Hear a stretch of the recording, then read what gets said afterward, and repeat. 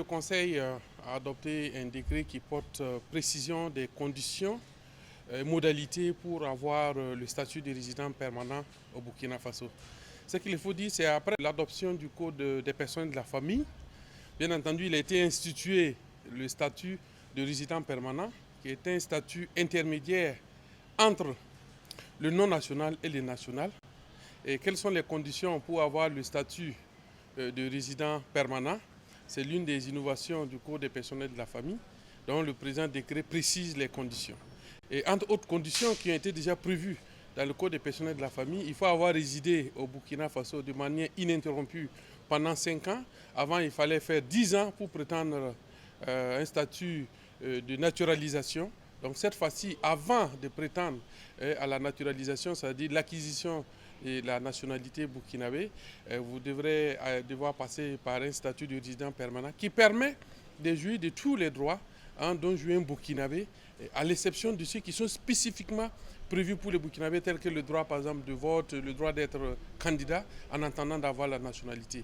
On a prévu ce statut parce qu'avant, il n'y avait pas de statut avant d'acquérir la nationalité burkinabé. Et pour acquérir la nationalité burkinabé, il fallait atteindre 10 ans. Donc cette fois-ci, comme innovation, le Code a prévu ce statut qui permet à l'étranger, au non-national, de jouir des mêmes droits que les Burkinabés, d'avoir une carte de résident permanent, de pouvoir travailler, investir au Burkina Faso et bien entendu, si cela est nécessaire, de demander la nationalisation. La demande est déposée auprès du procureur du Faso du lieu de résidence et doit comporter un certain nombre de pièces, comme on l'a dit, les documents d'identification, bien entendu, avec le certificat de résidence qui prouve qu'on a fait effectivement les 5 ans de manière ininterrompue au Burkina Faso. Et la demande est instruite, il y a une enquête qui va suivre. Et lorsque l'enquête conclut effectivement que vous remplissez les conditions, le dossier est transmis au ministère de la Justice qui prépare un rapport en Conseil des ministres. Comme cela se fait pour la naturalisation. Donc, ce qu'on peut dire, c'est un statut intermédiaire.